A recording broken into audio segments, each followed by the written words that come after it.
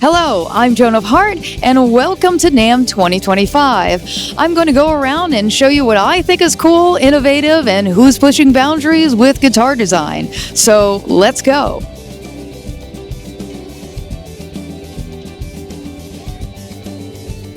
All right, I'm here at the Shure booth, and I'm here with Yuri again, and also I'm here at Eric. What's new at Shure? We've got these beautiful children, the Nexodyne instrument mics.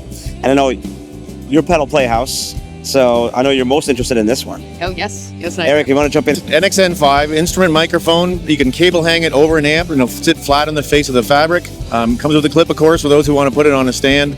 It's using our Revonic technology, so there's dual transducer capsules in there, wired in reverse to one another. One of them's kind of doing the heavy lifting of cleaning up the sound, while the other one's really focusing on your source. Super cardioid, so it really keeps the noise out and helps you hear your tone. How would you describe, I guess, the overall sound of it? Full frequency really is what we're going for. We're looking to represent everything from the lows to the highs. We're not looking to kind of modify the sound that's coming from your amplifier. The coolest things that I will say about all three of these microphones, we got the guitar amp mic, we've got the tom mic, and we've got the kick drum mic, is that all of these microphones use two actual transducers in here. So it's a one-of-its-kind kind of thing. It's not two diaphragms, it's actually two motors. And the reason we did that is because we can use both of them and they're coupled together acoustically. We can combine them both and we can make sure that the supercardioid pattern is consistent. So a lot of times, especially with kick drum microphones, this is a huge problem. A lot of times with kick drum microphones, they're supercardioid, they work really, really well, and then you get it down to about 250 hertz, 125 hertz. They are consistently supercardioid. We have a lot more flexibility about how to make it consistent across the board, which a lot of other folks can't say. That's right. Well, best in class, we call it, you know. Little pat on the back there.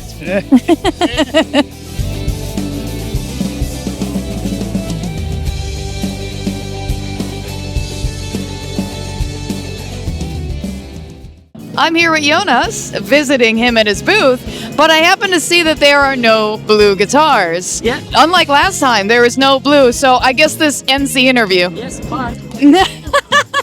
This being your second show now, and what you learned from the first time being here, and then having the year to come here and think about how you would plan in your building strategy and also with all the designs. What were you thinking to bring this year that was different? This year, I'm a lot calmer, at least on the inside, you know.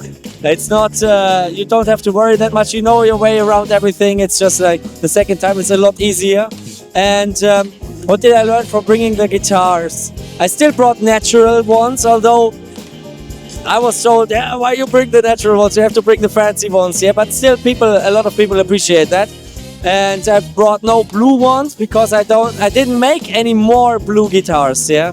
All right, so you're just, stop making them because of me, because sometime in the future, there may be... Collab. Yeah, exactly. The black and natural one actually caught a lot of attention as well. Yeah. Well, I will say, though, of the one that you brought this year, the placement of the light... Hello. I mean, this has been the showstopper here. The blend that you're doing is almost like a burst here. And also, you have a little bit of the flame also in the pieces, and I really do love that. I already have the art collab planned for this year, and it will be only one color set, right?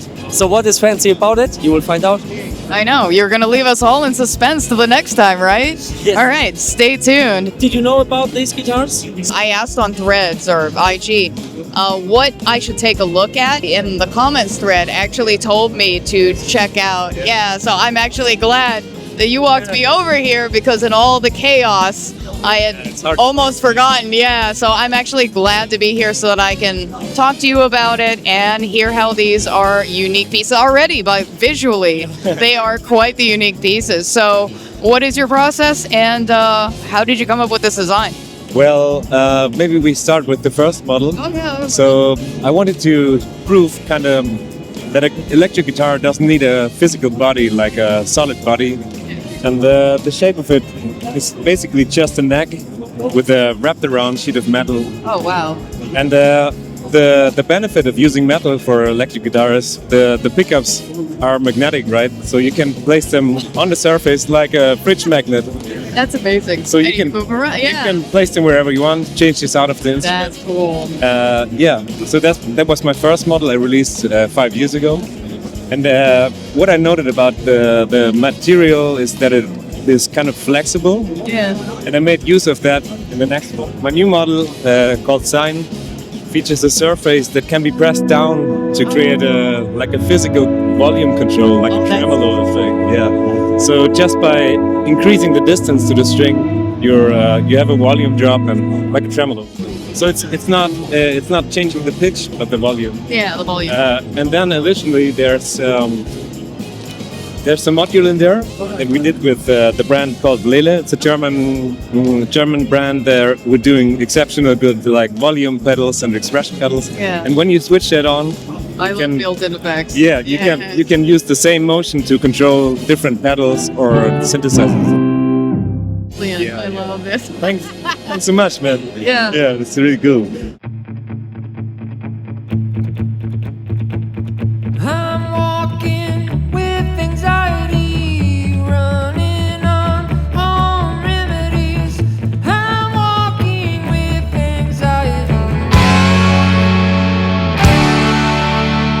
I'm here with Desmond, and we're going to be checking out the Tiki Tube amp. What was obviously your thought process in making these and putting them together the way that you do? How did they begin? People often ask me, was I stoned? I was not stoned, I was bored. That is a gateway. I think boredom is the new drug, really. And so there I was, sitting around thinking, now what? And I thought, well, what's cool? So the original idea was, how do I make tiki heads more interesting, right? By putting a stereo inside them. But now I look at it as, how do I make stereos more fun? And I thought, what if they lit up? And I knew about these vacuum tubes because I used to build guitar amps 20 years ago. I thought, okay, I could put the tubes in them. And then I thought, what if I put the whole stereo in them? I thought that would be cool. As far as the tubes, does it differentiate between each one that you make, or do you just go to standard? These right now are variations on pretty much the same circuit, slight deviations. They're about 10 watts a channel, push-pull with 6v6s in the output section. I think that's a nice balance between power and clarity. Some folks would say a single-ended would be purer. I think the push-pulls sound pretty nice. My goal is to make something special so that when your friends come over, they look at this and they're like, what's that? Hey, I'm over here at the PV room, and we're going to be taking a look with Fred and check out what PV has in store for us. Thanks. So what we're looking at right now is something we're extremely excited about. This is the Josh Homme Signature Decade 2. It all started from a YouTube video that we saw online where Josh was explaining what the tone of Queens of the Stone Age was and pulled out this little Decade amp we made in the 80s, and we're like, whoa!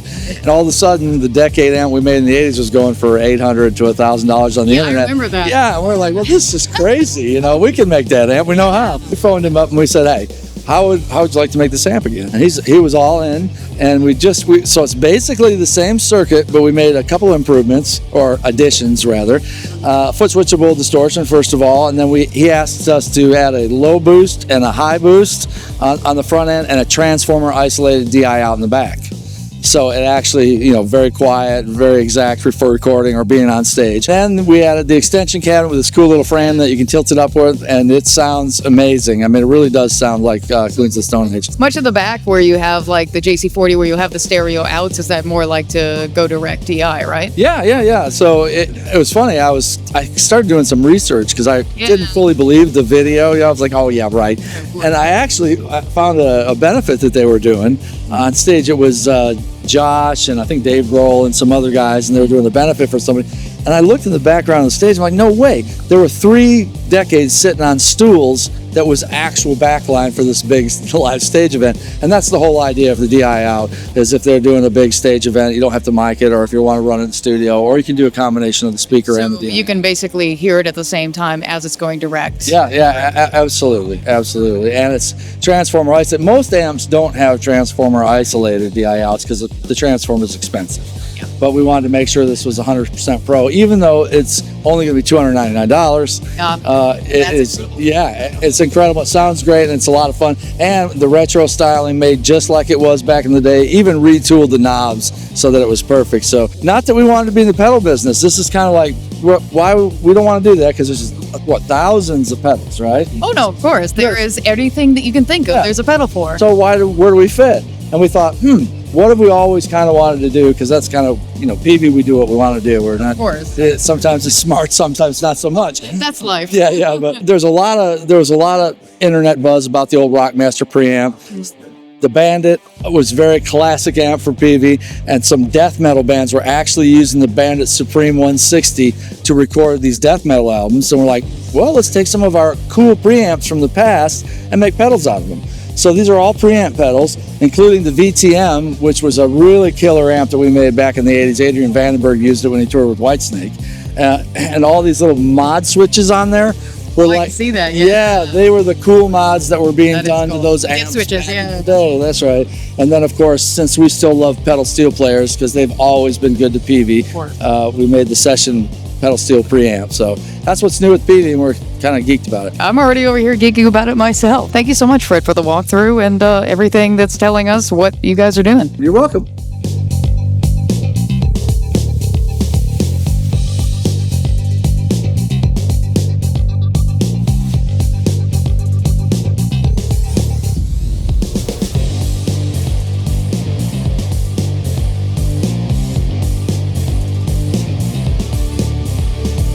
I'm here with Fiza, and I'm going to talk to them about their unique design and guitars and the way that it is vastly different than a lot of the other guitars that I see here. These guitars are made from aluminum, both the body and the neck, which is rare to begin with. We also wanted to be lightweight, Yeah. okay? Because aluminum is lightweight for a metal, but it's much, much heavier than your average tone wood. So we hollow out the body. You can see the backside over there. And we hollow out the neck as well. It's my favorite party trick. Okay? So you can see here, the neck is hollow as well. And the inlays, you can see here, are screws. That's They will hold down the fretboard.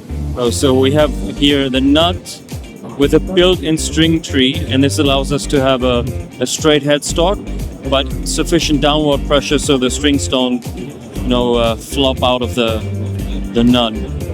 It's also nothing, super crazy, but I haven't seen it anywhere else. And because, working with metal is quite difficult because you have to get everything right, the files for the machine. But once you get it right, it's extremely precise and consistent. So you can see this is a perfect fit. There's no air gap nowhere. And anyone here of our colleagues working with wood will tell you will have some problems with wood because it's just moving. It works. Yeah, of course, flexible. Aluminum works as well with temperature, but still the machines and so on, it's much more precise. So the end result is a bit, I compare it to a Formula One car or a spaceship, it's really, really cool, really nice. In thinking about this design, how did you formulate this idea? Yes, I started my traineeship as a metal builder. Back then, I always wondered why everything is made out of wood, Maybe do a guitar out of aluminum, and everyone said, oh, it won't work. I took step by step and have gone further and further to improve this idea, There are many aluminum guitars that are quite heavy. Yeah. And I always thought that there has to be a way to get the weight down, maybe down below an average electric guitar. Yeah. And this is the lightweight structure we see right now.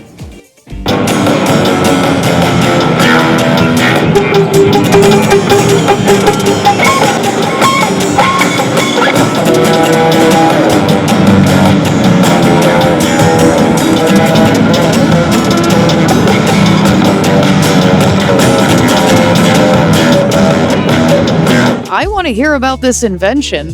How did this come about? What was your thought process in this innovative guitar?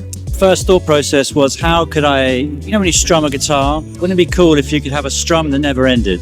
Yes. I thought, how do you do that? So I came up with this idea of a wheel, and I put plectrums on it, and I manually span it around, and it sounded pretty cool, like a kind of swarm of bees or something. And then I was like, well, stick a motor on it, then it could go even faster. And then over time, it's been like, okay, maybe I could make it MIDI compatible and following the clock of MIDI clock. And it's basically been a layer upon layer upon layer upon layer. But I've always been, the motivation has never been to cheat or to do, it's about, I'm a product designer, industrial designer, and I'm trying to make objects that change behavior, make objects that make people interact differently. And within music, if you do that, there's a chance you might make some new sounds, some new techniques, create some new genres, hopefully, you never know. No, definitely, yeah. Because again, already in watching you play it for obviously I lost track of time because it's very mesmerizing. And the fact that while you were playing it looked like you were able to switch speeds of the wheel, obviously, and this is was it plastic or A little plastic. Well, there's the nylon. This is heavy fishing wire, but I can go up a grade with strimmer wire, and you can put different grades in, and that affects the sound. hardness. Yeah, exactly. So and then they don't last forever, so you swap them out, because obviously, Of course, especially- it'll get worn. Yeah. yeah, exactly. There's 16 positions here, so there's going to be 2 modes for this guitar. This one you've just seen is producer mode, so Ableton is currently running the wheel. So I can program precisely where the wheel is at time, at speed, to create those shuffles, to create those, smooth changes and stuff. But and then I can also gate the strings, so I'm turning them on and off via the computer automatically. So that's producer mode, but player mode won't have the computer. It'll just, there's a 1/4-inch jack out the back there, so you can just plug it into an amp, and you'll have tap tempo, and then you'll have some speed control, and then these buttons will basically be different kind of wheel behaviors. Nice. So one will be smooth, playing along with beats and bars. I was mainly doing 4 rotations per bar, but that crazy one that's 3 rotations per bar. But you could do 6, you can do 8, and we do 7 if you want, but it's kind of, I have worked out how to make that sound not too dissonant, but it's probably You can go full mad. exactly. And then it could go up to 200 RPM, down to 30 RPM. We can get it up to 250, but it gets to the point where you actually can't tell the difference. So as far as the controls here, what are these controlling? There's, how guitarists like their completely, analog out. That's what this is. These are just volume pedals, volume sliders. Okay. So this is a multi-channel pickup produced in actually in Manila in the Philippines. They've got a company called Sci-Fi, and it's the new NU pickup. One of the kind of, if you suppose, disadvantages of the technique of spinning a wheel around, and I'll tell you the positive is that when it's slow, it's the attack, the weight is light. So a bit like somebody lightly strumming a guitar, it mimics that. But when it goes fast, it has that power, that real heft, which is what you want when you're chugging away. But to not strum all the strings when it's a mechanical device is very, very complex. It's not impossible, No. but I'm not going to invest inordinate amount of money for that. So the way around that was twofold, really. One is it's basically a left-handed and a right-handed muting technique, which works really well. And the kind of quality of the wheel rhythmically hitting the strings is part of the instrument. But then the other side was, well, if I had a multi-channel pickup, hex pickup, I could just mute strings I don't want to hear. And that's really lovely, especially when I'm gating kind of arpeggiator effects. I can fade in and out the strings to radically change the kind of feel of it, the rhythmic quality of it. Basically. Yeah, because I can imagine that's more focused, obviously, to certain notes versus other things ringing out and then obviously making it muddy. Yeah, but it's like it's designed as an instrument to experiment with. I'm over here with Jem, and we're going to check her out and see what is innovative about the Shark guitar. This is probably the most advanced guitar on the planet now, and we are proud to say it, and we are very confident with it. And I will show you some mechanics and electronics feature briefly, because we have many features. I will tame it down a little more. So I'll start with the mechanics. This is our Shark bridge, which is a tremolo bridge. It's working only linear, it doesn't go up and down. If you bend one string, it stays in tune. Other strings are in tune. But also, this is magic, you should see. If I bend one, but it actuates if I touch that. And if I make things like this, they are in tune. Even with the regular playing, you are always in tune with the ghost notes. But you can make it as a fixed bridge also. This is a titanium. We produce the titanium, everything in-house. Nothing is outsourced in Turkey. And I disengage the lock, and it's a tremolo. These are full range tuners. You can drop down with the tremolo to D, C, whatever you want instantly. Wow. Especially if you lock the bridge, okay? That's nuts. So you have all the adjustments, the action. The rollers, yeah. And the crazy part about the rollers are They have ball bearings inside, so they don't move sideways, but they only revolute. Just watch me.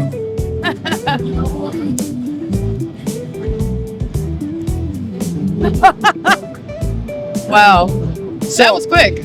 You can travel, you can swap necks, you can do the maintenance, To clean, yeah, and everything. clean.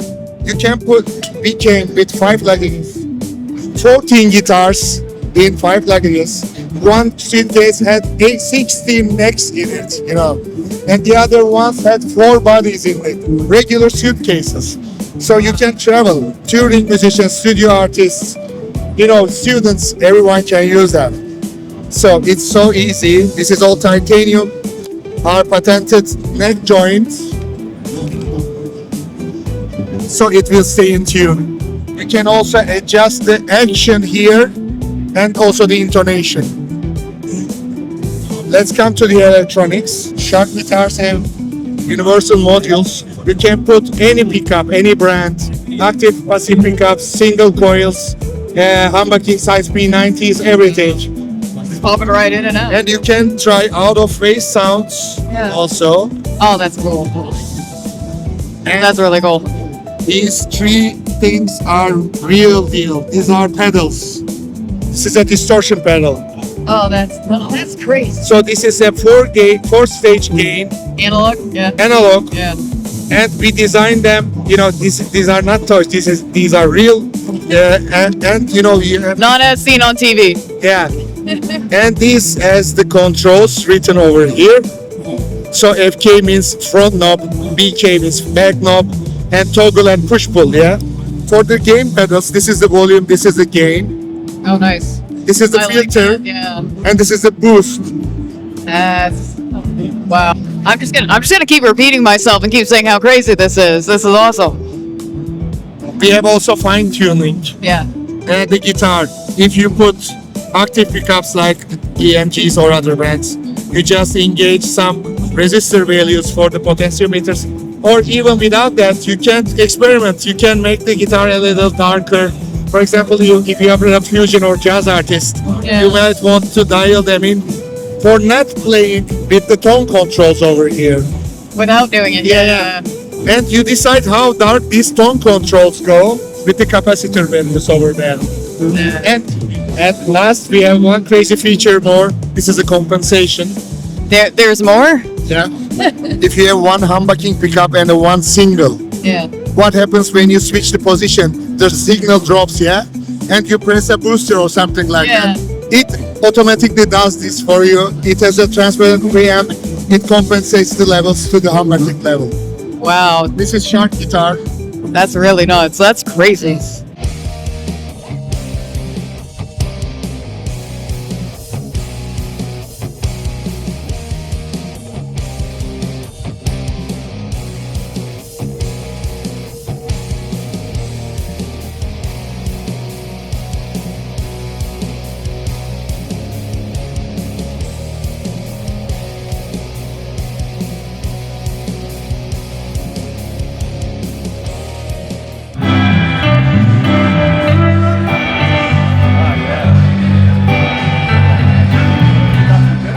I'm here with Yvette Young, and I wanted to ask you, what was your inspiration with the collaboration effects pedal with Walrus?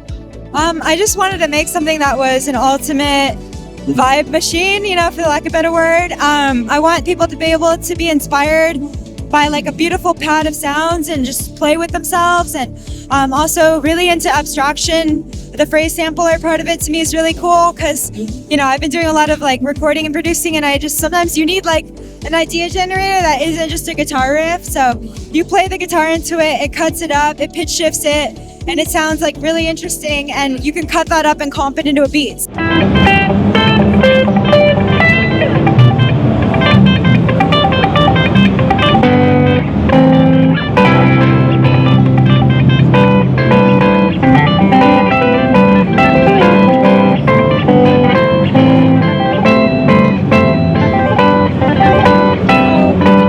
It just generated something crazy for me. I froze it. So when you freeze something, it just keeps something in the moment. So if you ever hear something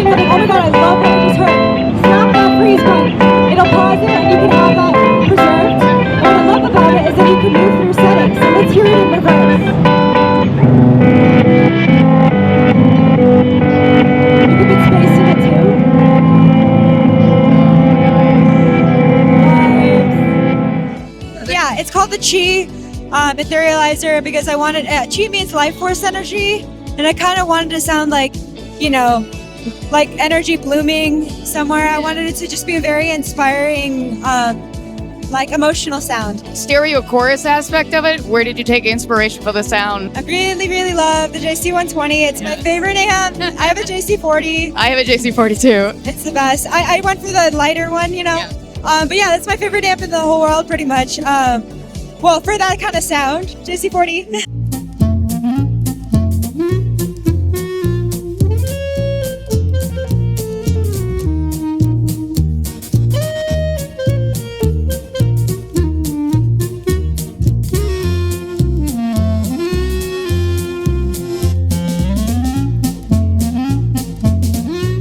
All right, we're here with Brian, that is Little B, Big Ryan, and wanted to know, what is your experience so far at NAMM? Oh. You didn't sign off on this, no comment. Last but certainly not least, I hung out at the Tube Workshop and Valiant Guitars booth quite a number of times. Tube Workshop and Mario's masterful amps are hand-built in Germany, and he pours over with dedication into every amp he builds. His 2864S Combo is a 14-watt hand-built amplifier, features two 6V6 power tubes and an EF86 preamp tube, delivering rich cleans and a seamless transition into crunch. Then, there is the Lula Signature, a 50-watt filth machine. With two EL34 tubes, it delivers a tight, aggressive British sound with a switchable JTM and JCM preamp modes, paired with the integrated overdrive switch. Trying it myself was quite the thrill. Valiant's guitars and Igor's creations. Made in Ukraine, he builds his guitars that are as bold as they are refined.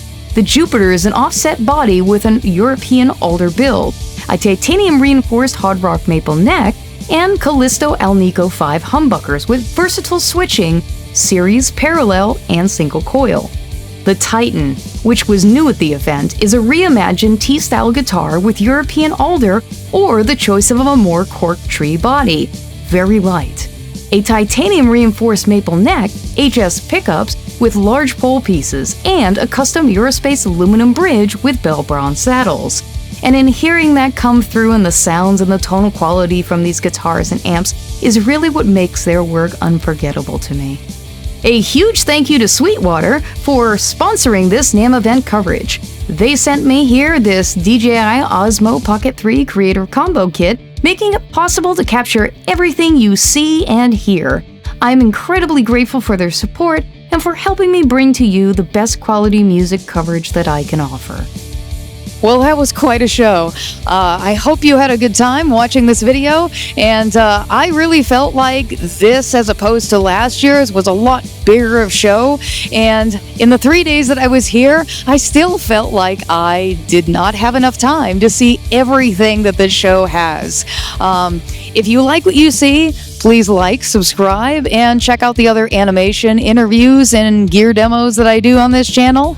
And until the next time we meet, be excellent to each other, be the good you wish to see in the world, and be seeing you. Also, though, if you're new to this channel, allow me to tell you some details about it and how you can help it grow. Subscribing to the channel is one great way to help, as well as sharing it with your friends and laughing together watching the animated silliness we get into while exploring effects pedals and creating original music with the house band. A monetary way you can support the channel is through Sweetwater affiliate links, as well as Patreon. So thank you, honestly, from the bottom of my heart. I would not have gotten this far without your encouragement and support.